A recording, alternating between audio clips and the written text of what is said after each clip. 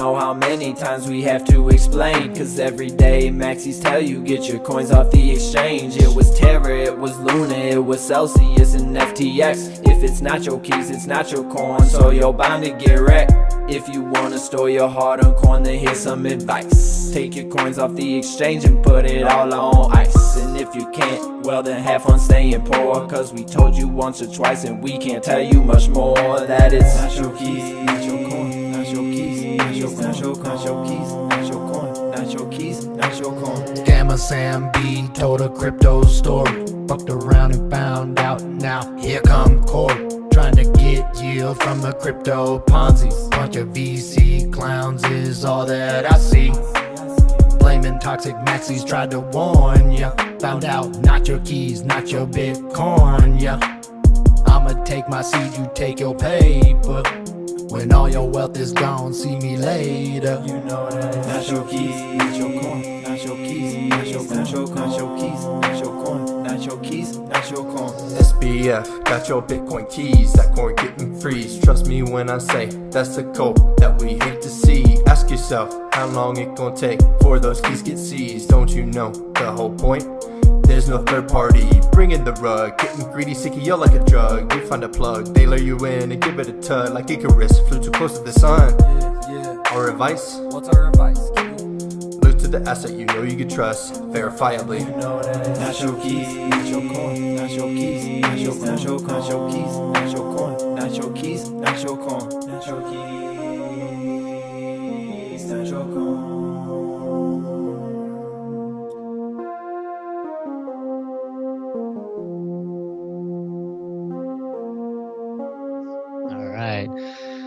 What's up? Welcome to Have Fun Stacking Sats. Today I have the pleasure of talking to Loko. Loko is an OG veteran Stackchainer and he's a new Bitcoiner.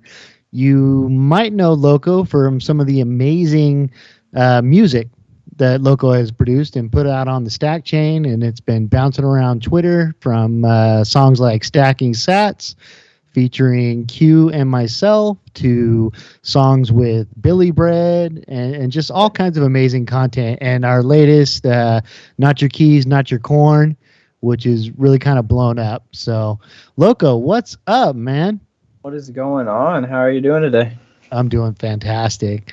So, this is a Bitcoin show, so we're free to go into that direction. But obviously, what's really big for us right now is have fun stacking sats. So I'm just interested in your creative process and your perspective of how that all unfolded. So when I first saw Stackchain, I was just getting into Twitter. I was off social media for a super long time, and that's kind of what got my creative mind going. And I learned about music when I was in about middle school, high school ages, and it has always interested me, and it's always brought out my creative side. And then I got into making art pieces and writing poems, and then somehow I just naturally found Bitcoin Twitter, and I was just sucked in immediately. And when you get sucked into things, you start spending more time, all this stuff.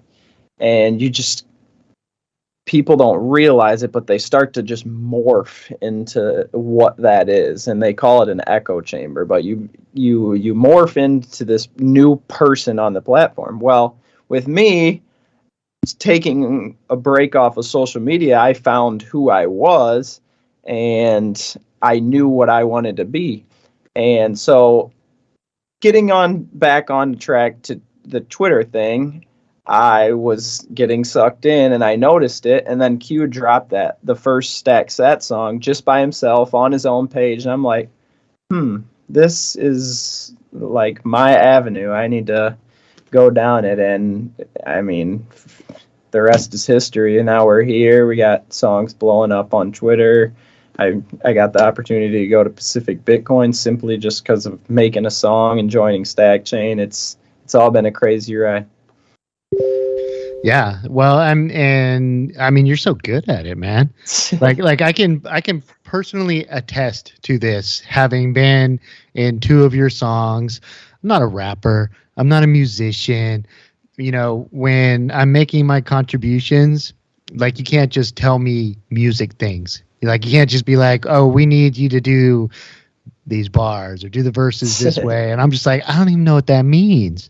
But you know, your ability to just kind of like explain it to me and then take what I give you and turn it into something amazing is really impressive. It's really impressive, and it's just one of those things that just blows me away about Stackchain in particular, but the Bitcoin community in large is, you know, there's so much creativity and there's so much desire to contribute, and just the way you just jumped in is I honestly expect like big things from you. I mean, you're picking up, you know, you're picking up traction. People like what you do.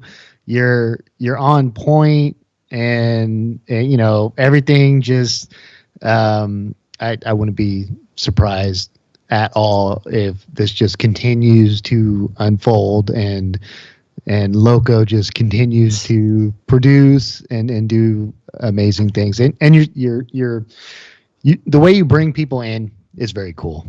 Yeah, and another thing is like with Stackchain, I mean, obviously I don't know what this audience will end up being, but in Stackchain, there's so many different things you can do. And initially, before I even dropped the song, I was intrigued by the mempool stuff because I always liked doing spreadsheets and all that stuff, and they brought me in, and for a week or two, I was just constantly on Twitter searching stack joins and putting them in the mempool, and it's and like even making spreadsheets from side chains and doing that stuff. That's again another thing that I love to do. So that's a good thing about Stackchain. Everyone puts their own little what they're good at, and they just let it freely be out there. And it's crazy how much creative talent we have on Stackchain. I mean, we got Q doing the charts every day, and that's, I mean, coming from a person that messes around with Excel a lot, that's you kind of got to keep up with it. So he has given a lot of people have given a lot of man hours to this thing, and it's all just for the fact of the fun.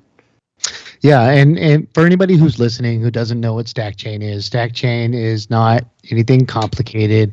It's just a Bitcoin community on Twitter where we're having fun stacking sats, and the end result has been we've developed all these amazing relationships, and people are motivated to participate in the Bitcoin community, and beautiful things are coming as a result of that participation. So this interview that we're doing right now, all the songs that we're talking about, you know, we'll probably be using the song that you hear in the intro of this video once it's, you know, edited in post, and the song that you hear on the outro are both Loko songs. And it's Stackchain is just like a conduit that's just collected all this talent and desire to participate in the Bitcoin community. And the underlying thing about it is that all these people care about Bitcoin. So Loko, what is your Bitcoin story? So you can't really say Bitcoin. Well, everyone, Bitcoin, it found them at one point. Sure. I back in around like 2017, 2018, like most, you get it. I had my brother come in and tell me about everything, and at the time, Coinbase was just Bitcoin, Bitcoin Cash, Litecoin, and Ethereum for me. And I was going in, and the normal me, you see Ethereum's price. Oh, I can afford one whole coin at that time. So I was just more intrigued by Ethereum at that time, and my brother would end up telling me, like, he was like one of those people in between figuring it out, and I would stack a Bitcoin here and there and just get in. If I make profit somewhere, I would put it into Bitcoin. So I was kind of already there, but I still liked Ethereum because I had the idea of owning a whole coin. And at the Sure. time, I mean, as people can see, I'm a young individual. So at the time, Bitcoin's price was still outlandish to me. Like that was a big number. Now that I've progressed, I mean, it's only been 5 years, but now that I've progressed in life a little more, and you see the opportunity and what Bitcoin is, it makes more sense to own. But anyway, back to the story. I've talked to you guys about it, but I was a really good sports gambler over quarantine. I was really into esports, DraftKings, and like you set your daily lineups and stuff. And ironically, I was making a lot of spreadsheets, get polling stats from different websites, bringing it all together, have write-ups every single day. I mean, I didn't have a job during quarantine, so I needed a way to make money. And the way I got paid from that was through a tipping service. And one day someone came along and asked if I had an ETH and or a Bitcoin address, and they started tipping me ETH and Bitcoin. Well, I knew the background knowledge of having or needing a wallet, so all that stuff got moved to a wallet immediately because they were just sending it to my wallet. And one day I log in when I see that the wallet that I was using was a blockchain.com wallet, which now there's nothing in there, I promise. But yeah, I seen around the time I was getting into Twitter, I seen, blockchain.com wallets are now down. I'm like, I have a decent amount of money in there. I should probably look into that. So I go in and see all the stuff I have, and I can't move it. And so I really get into it. I get on Twitter and I start researching for about a week or two. I'm watching YouTube videos all night long, like staying up until I'm literally fast asleep on the couch, watching documentaries about everything. And it just slowly started to click for me, like, why am I in all this other stuff when Bitcoin is the only one that really, truly makes sense? And I started reading Bitcoin Standard. I still have the Fiat Standard. And all these books just slowly convert you to that next step. And then obviously with Stackchain, it just made the transition a lot smoother. I sold all my ETH and it was block. And then, it's been... it's still a journey for me. I'm still learning. As you said at the beginning of the show, I'm very new, but I am still learning, and I know I've made the right decision.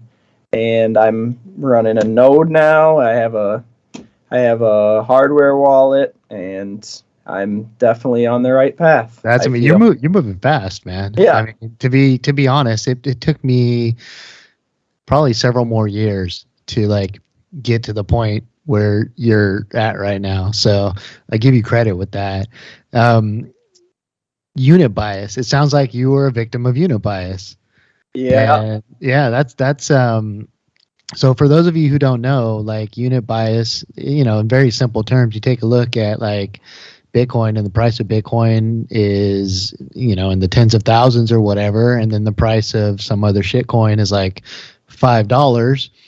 And you have maybe $500 that you want to get into, and you could buy 100 of this other thing while you wouldn't have a single Bitcoin. And a lot of people just can't get past that.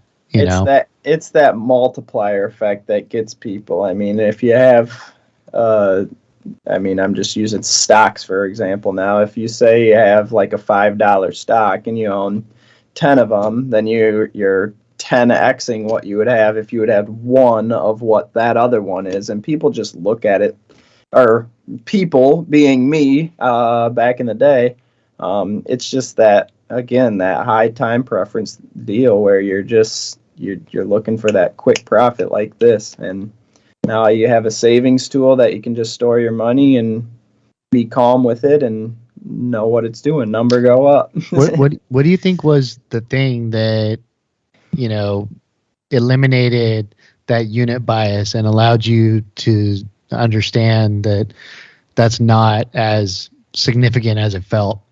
So I've always been watching documentaries about stuff, about conspiracy theories and stuff like that, and I've always been iffy on the government. So that was kind of what drew me in right away. And then after reading the Bitcoin Standard, it's more so the like just the store of value, because I've always stored a whole lot of my wealth in savings accounts.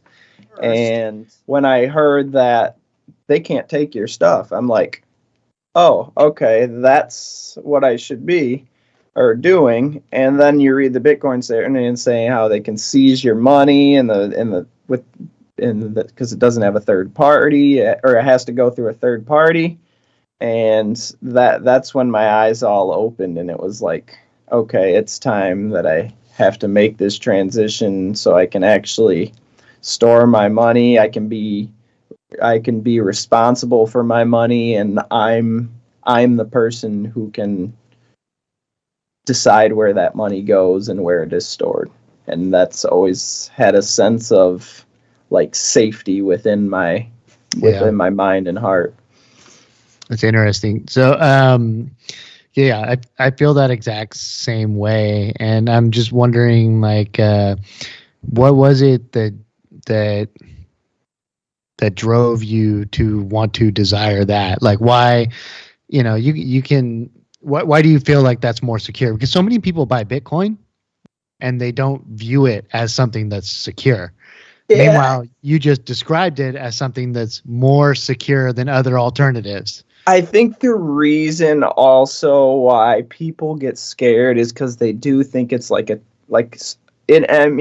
run a node it is, but like super technical and hard to understand. But I guess running a node isn't hard to understand, but once you get into all the technicals and stuff like that, it's a little difficult to understand. But if you just get people onboarded, go to Cash App, go to Strike, go to if we're really being honest, I hate shilling this, but you can go to Coinbase, buy some Bitcoin, and transfer it to a Mun wallet or Moon wallet or Blue wallet or any of that stuff. And it's literally that simple.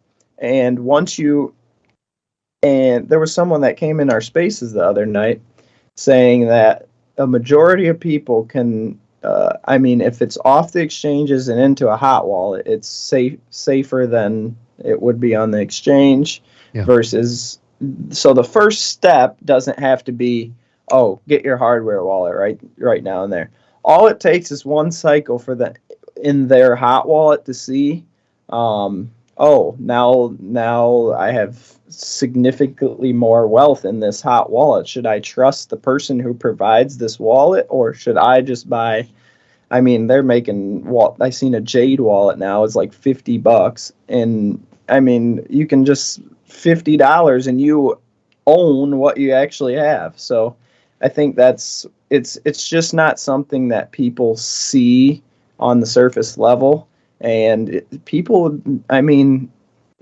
there's so much going on in people's lives nowadays that, diving into Bitcoin is not the first thing on their agenda. And it does take a little bit of work to understand what's going on in this thing, but eventually people are all gonna know what it is, and that I feel like that day gets closer and closer as my life goes on. So look what's happened in the past 5 years. We've had the quarantine, we have all this crazy news coming out and all this stuff.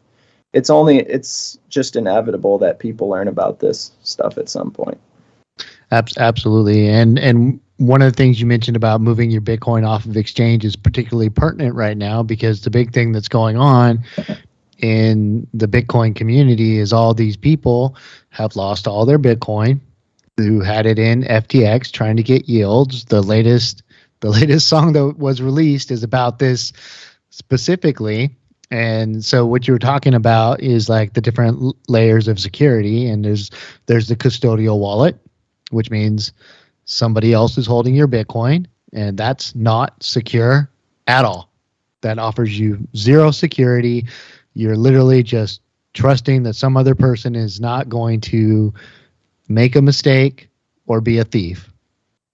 And then moving it from an exchange to a hot wallet is exponentially more secure because now you control your keys. And then cold storage is another increase in security. I just want to go over that because I don't know who's going to watch this video. I guess another thing that really got me to dive deep down into the rabbit hole, my brother really always told me that, because he was always like, oh, you should mine Bitcoin, all this stuff. So he had like that edge to get me to do something. And he was like, maybe you should try a node. And he, keep in mind, he doesn't even run a node. And so I've built my computer that's sitting right next to me. So I've always been that hardware geek. Never the software guy, but I always loved building computers. I built friends' computers. So I started researching Raspberry Pis and all this stuff, and I immediately bought it and put everything together within the day. And then you log on and you start seeing the blockchain synchronizing. Yeah. And then it's just that 3-4 day wait of just watching it go by, and you're excited. And then, as bad as this sounds, it gets done synchronizing, and you're like, okay, now what? And now what? So then you have to go in again and research more. And that's really what started it off. Because, I mean, 3 days after having the node, I'm like, okay, how do I get this thing connected to a wallet? Okay, how does this wallet work? Okay, now I need to get this connected to my node. Okay, now that's still a hot wallet. So let's get a cold card, or that's what I have, a cold card to connect to this wallet. So it's really mine, and I can sign the keys and stuff. So yeah, that's, I guess, really what got me started on it right away, was getting the node after doing a little bit of research. So. Yeah, I mean, so like building your own node and doing all these things you just discussed is like a tinkerer's dream come true. And again, also before we go on, getting a node, and this is a person who comes from building a computer. I don't think building a computer is hard. It's literally I call it an adult puzzle, because all you're doing is sticking stuff in different components. It's just fun to me. I've always liked making the wires all nice and tidy and all that stuff. But with a node, you literally take 2 screws off, put in your Raspberry Pi, and download a couple softwares on a flash drive, and you're ready to go. It's super simple. I don't think people understand how easy it is to start running a node. And I guarantee you, once you get a node up and running, you're going to dive into that Bitcoin rabbit hole, because you're just curious on what the heck it's doing. Yeah, so I mean, when you started talking about like you build computers and stuff, and then you built your own node, I could just imagine somebody watching saying like, "Oh, so you mean in order to run my own Bitcoin node, I have to have the skills to build a computer?" Nope. And I can tell you that's not it. I taught my 9-year-old how to put together a little Raspberry Pi to run a gaming emulator. So he's got like all these legacy games that I played when I was 9 years old, and he doesn't know how to build a computer. Right. And there's some things I was literally teaching him, like he's used basic tools before, screwdrivers and stuff, because anytime I got to do anything, I'll grab him. Like if I got to change a tail light in the Jeep or something, I'll grab him and be like, okay, you're going to help me change this out. So he learns these kind of things. But I mean, like just making like a little connections and stuff like that, like connecting the fan to the board or something. It's not complicated. I mean, there's even kits now that, I mean, mine's that way. There's kits where you don't even have to have a fan anymore. My case is a fanless case. Like I said, I literally put 2 screws in and I was done. It was take the case apart, drop the Pi in, make sure all the USB port and the Ethernet port line up, and boot it up. It was literally that simple. Raspberry Pi has probably just been such an integral part of Bitcoin adoption because it's so damn easy. I mean, it's not it's not the fastest piece of hardware, and people may be like overusing it for what it's but I mean, those little suckers, they get the job done. And now you have people building like the Seed Signer. They have their Raspberry Pi Zero, and I guarantee you those Raspberry guys are thinking, what the hell is going on? Why is all our shit selling out like this? Because all these Bitcoiners are making all these products with our stuff.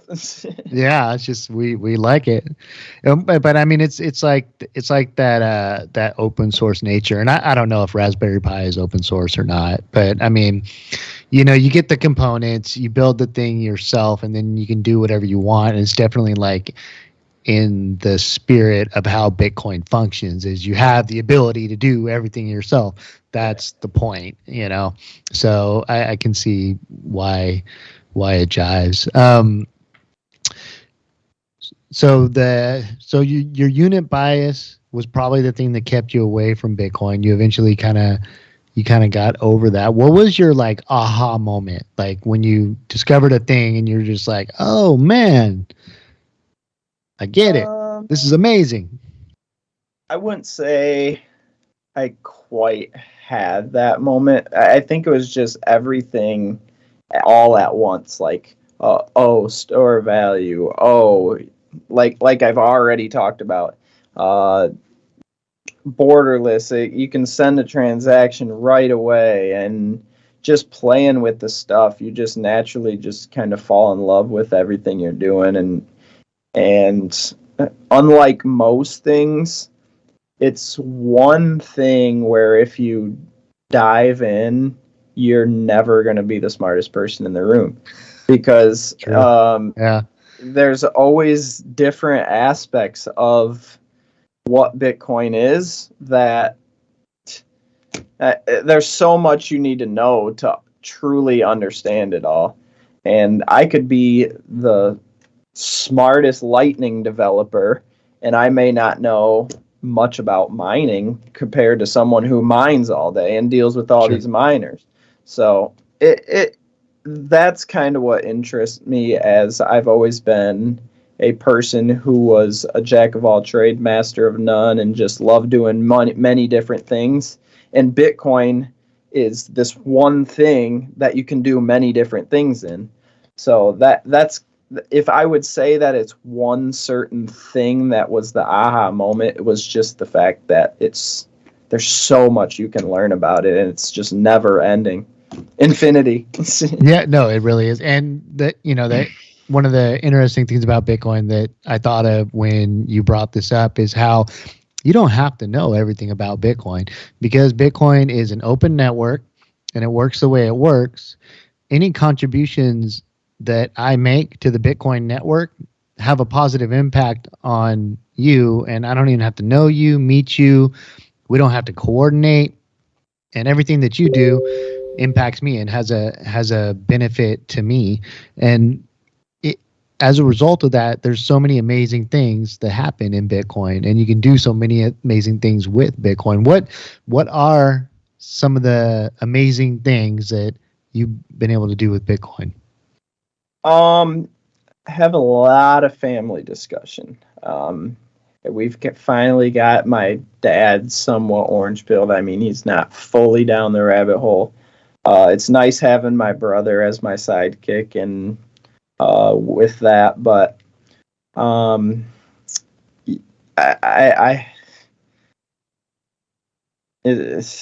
couldn't even tell you for sure, but just no, that's cool. That's cool. I mean, explaining, people don't see it this way, especially the people that are on the receiving end. But when a Bitcoiner is explaining Bitcoin to you, that's an act of love. Like they've picked you out and have decided to share Bitcoin with you because it's important to them. They think it's important to the world, and they don't want you to miss out. So It's Yeah. either that or you're viewed as, oh, you're that Bitcoin guy who always talks about Bitcoin. And I'm slowly starting to get that now. I wouldn't say that I have too many friends outside of Twitter, but I have a bowling team, and I was always talking about how you would always have these drinking games where if two of you get strikes and one gets spares, then they owe you a round and stuff like that. Well, none of us drink, and a lot of people play cards and many different things. I was like, oh, so every time we do this, and keep in mind they're not Bitcoiners at all. I would say, okay, every time someone has a spare or whatever, we would owe each other sats. And every time now we don't do it, but every time it happens, they're like, "Oh, you owe me sats," and they're not That's even amazing. Bitcoiners. Yeah, So, but they know what sats are. exactly. Yeah, That's and cool, man. every once in a while they'll ask, "Where should I buy?" and all that stuff. So I got one of them who actually owns and DCAs. They do a weekly DCA, but it's still a DCA. Weekly is And fantastic. yep. Yeah. And he still DCAs. I believe he's doing that through River. And now I'm teaching him, getting it off, and I'm getting him on Moon Wallet. And then I've already explained to him, because he's the one, he works at a bank, so he understands what's going on. And I have another funny story after this, but he finally asked, when I told him about wallets, I went down the whole spiel of eventually I want to get you to like a Ledger or a Cold Card or something cheap that you can just start transferring it off, so you hold your keys and all that stuff. But for now, Moon Wallet is fine, and you can store your thing there. But the thing that really got him orange pilled was the fact that we were in the gym lifting, and we were talking about it, and I said something about CBDCs, and he just got out of a meeting about CBDCs, and he was like, "Man, this stuff scares me. I don't know about all this stuff." And then I just took out my hammer and just swung the whole subject around, and just did full toxic maxi spiel on him about, it'll do this, it'll do this, it'll do this, Bitcoin does this, Bitcoin does that. And that's when it truly, that would be his aha moment when that happened. Yeah. I think a lot of people that don't understand Bitcoin, they think that Bitcoin is CBDCs, because a lot of people, they're just like, well, it's money on the internet, so the government can control it. It's controlled by the banks. And if you do that, then if you don't do what the Democrats want, or you don't do what the Republicans want, they'll shut your bank account down. And what they don't understand is that's actually what CBDCs are. Yeah. And Bitcoin is the answer and the solution to not have to participate in something like that. And that's another thing. Like, the way the current system is, you always have fear about something happening, and there's always fights. I mean, news articles coming out about this or that, and that's the thing with Bitcoin. Everyone the only people we're fighting with are people that we simply just don't see the light that we see, and when it comes down to the core of everything, they still, regardless of who you disagree with, they can't seize your Bitcoin. Now, if you're talking to a shitcoiner, they can still seize your stuff if they truly wanted to. So you can have, with Bitcoin, you can have your own opinions, and you can talk freely and all this stuff. Granted, you can't, well, it's starting to get better, but on Twitter you can't talk freely because you would get banned or something like that. So right. In the end, all of this will translate. I mean, we can probably have a Bitcoin. We can fork Twitter's everything and just have like a Bitcoin social media. And I bet it would be the most peaceful place in the world, and where everybody gets along. And It probably looked like Stackchain. Yeah, exactly. Exactly. I don't know if peaceful is the word, but um, it'll be it'll be a good place to be. It'll be a safe place to be. For sure. So, Safe is definitely the word. One of the directions I thought that you were going in there, where you're talking about the outside world and everybody's fighting, and you see like the news and you see the politics going on, and everything's just a dumpster fire.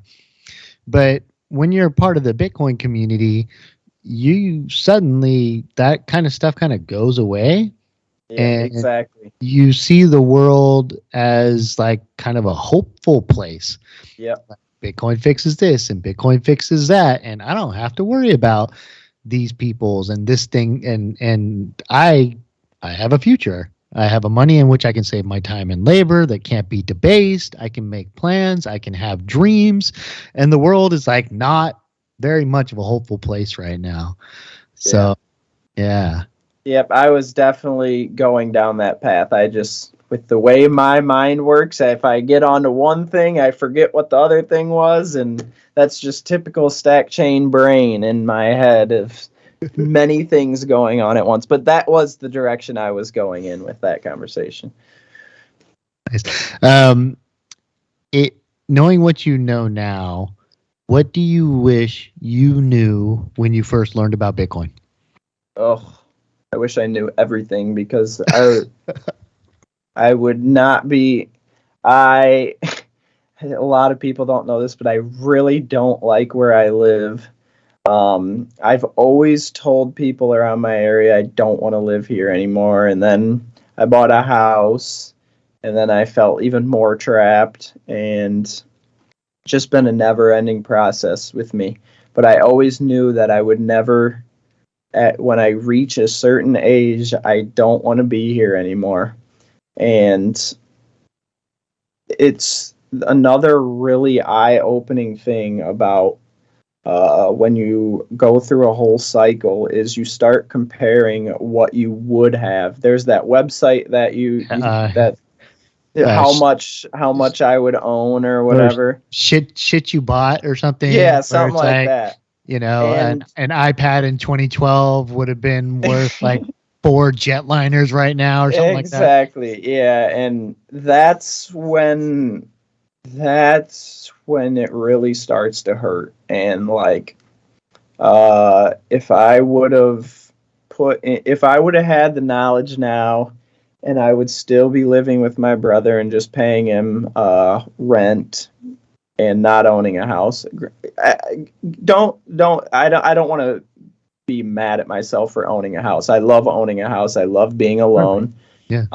But if you go back and look how much, if I would have put my down payment into Bitcoin rather than that, and I knew everything I knew, and I kept a hold of it, and I had a node and all that stuff, I would already have this house paid for. And granted, I would have had to sold the stats, and I probably still wouldn't have if with the knowledge I have now. But just stuff like that, when you start measuring that stuff like that, it's kind of hurts. Okay, in a way. you're way ahead of the game. Yeah. So because you've just like nothing you just said isn't anything that any Bitcoiner has ever said before, because that's just part of the journey, is you come to realize like how valuable your time and labor is, and how meaningful it is to store that time and labor in Bitcoin as opposed to buying garbage. Unlike a house, which is not garbage, you can live in it, keeps you safe, keeps you warm. A home is a very, very useful thing, but you do go through this period of time where you're just like, well, if I had just put my time and labor over there, my paychecks were going in this direction, my life would be like so much better off right now. There's nothing you can do about that. But where have you been through a full cycle? Yeah, I would have been through a whole cycle. Whole 4-year cycle? Yeah, and I kind of downplay when I say that I was, while I didn't know much about it in 2018, I was buying. It's just I wasn't active in a community. Right. I knew like the basics kind of stuff, how it was fast. It was, and that's kind of when I got into Litecoin too, because it was fast. And Right. so you kind of just, yeah, as it went on. Yeah, I've been through the first halvening. When I saw the first halvening, I was like, oh shit, like that's what happens when the halvening happens. And then you just start to realize like, oh, this is going to get more and more valuable as time goes on. But that never clicked with me for some reason. And every Bitcoiner will say that it never clicked at first. Very rarely it clicks right away. I mean, you just think it's the boring cryptocurrency when you get into it. Yeah. And I've always been the boring person with my money. I don't like going out, and I like putting it. Back before Bitcoin, I like just putting it into like in like an ETF, so that it just slowly goes up. And I didn't do that with crypto, because with crypto I thought it was get rich quick, and I was trying to play those cycles, and you get wrecked and you move on and you learn about it more. So, I mean, that's interesting that you say that, you're playing it safe and that's why you're putting your money into Bitcoin. I hate that phrase when people say, I'm putting my money into Bitcoin. It's just it's hard for that to come out of my mouth, because I view Bitcoin as money, right? So I always say things like, I'm putting my time and labor. You're exchanging for a better currency. Well, what is money? Right? Money is a representation of your time and labor. So, yeah, but having Bitcoin be the place where you can safely and securely store your time and labor is foreign to like 99% of the world. They all view it as like not the safe thing to do. So what about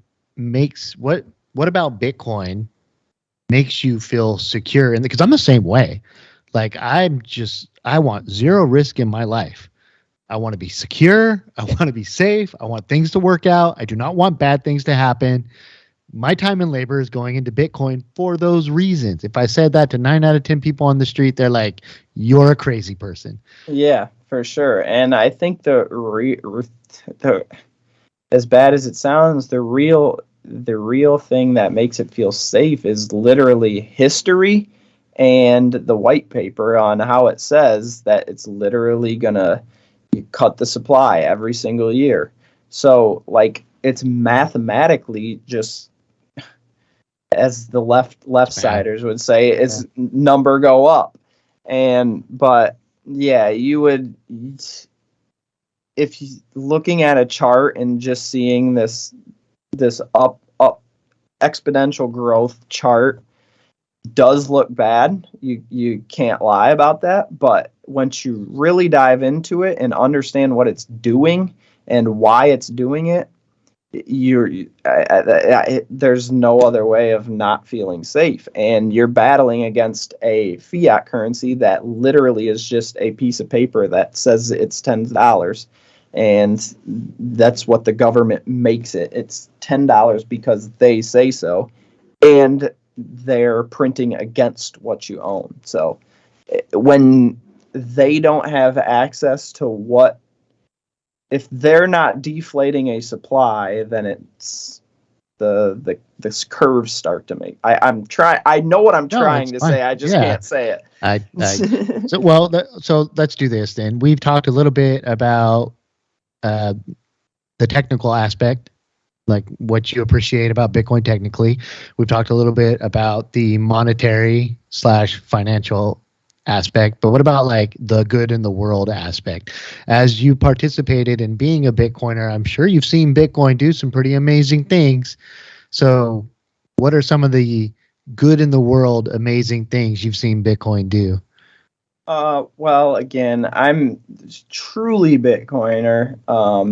I've only been in for a little bit, and I get to see Stackchain, so it's a whole nother world. But just for me, I've never donated to a charity. It's always been I'm just selfish, and I never found like a charity that I felt like my money needed to be involved with it. And seeing Stackchain and seeing Bitcoin adoption, everyone is just so nice.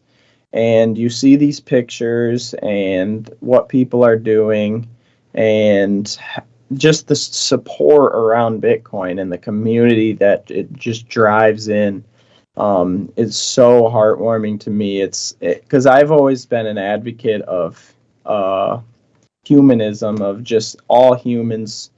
Everyone's so fed up with the real world, and they seem to always forget that we're all humans.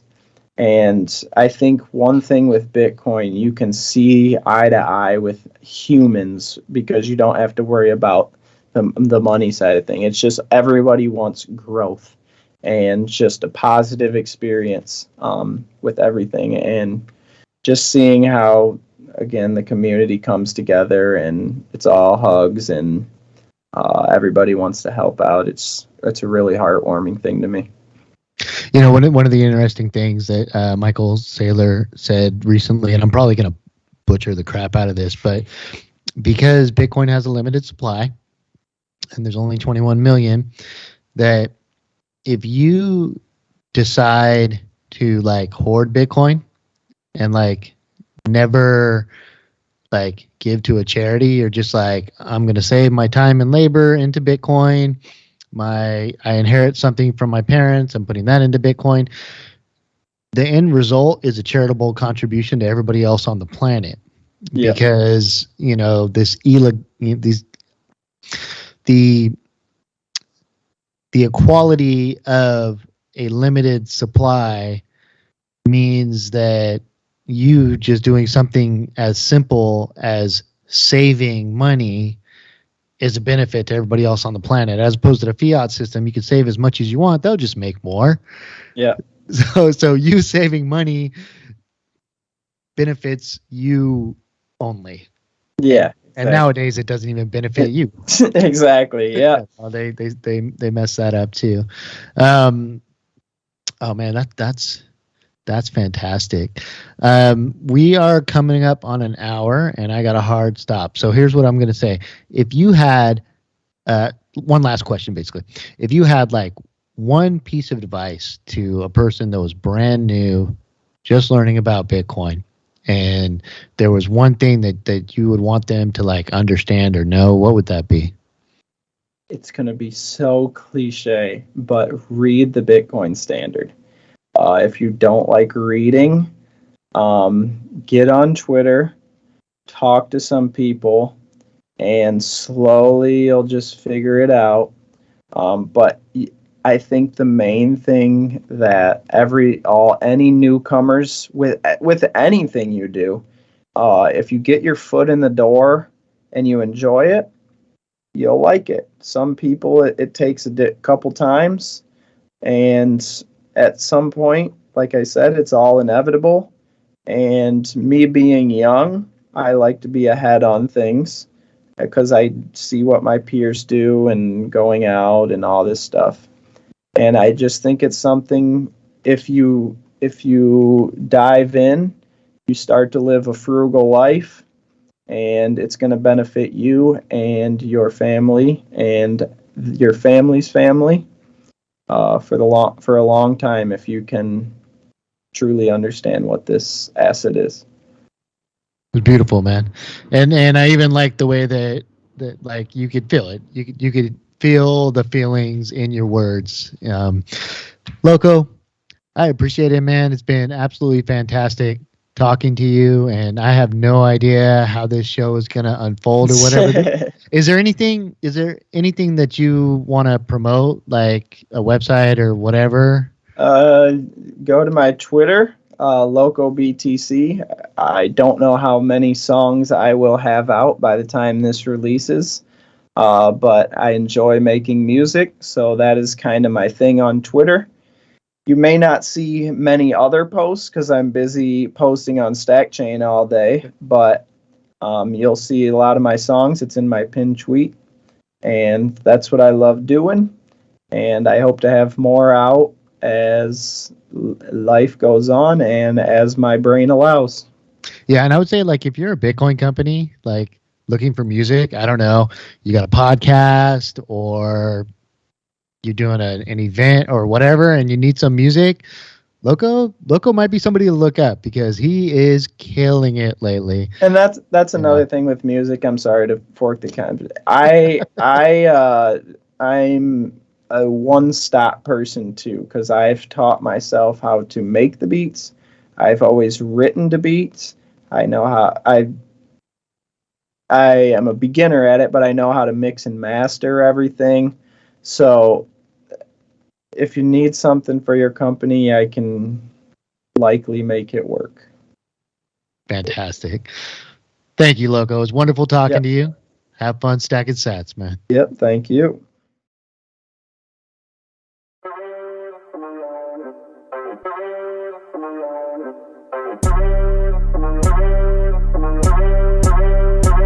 Stack sass, feeling proud I got no cash. Can't afford the tip, got me feeling kinda sad, but glad.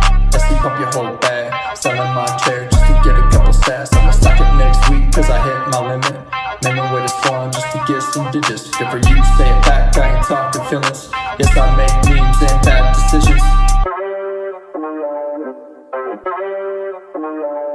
Yo, Q, I like what you're doing. There's a fork up on the tip and it's leaving me clueless. Stacking sets up on the chain, taking up my whole day. Hella blocks up in the noties that we had to validate. So stack a block, join a block, a shit post now. Can't afford a block, join a block, reloading my account. Yeah, I'm broke.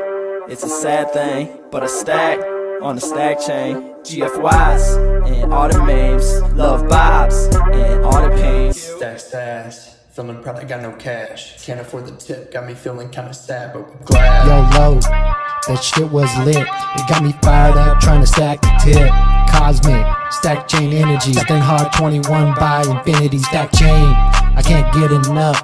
Every single day his number go up. Stack joins, invading your thread. Stacking so hard that it hurts the Fed. And I'ma keep on stacking cause what Anthony said. And pass it back to Q and let the signal spread. Sass, feeling proud I got no cash. Can't afford the tip, got me feeling kinda sad, but glad.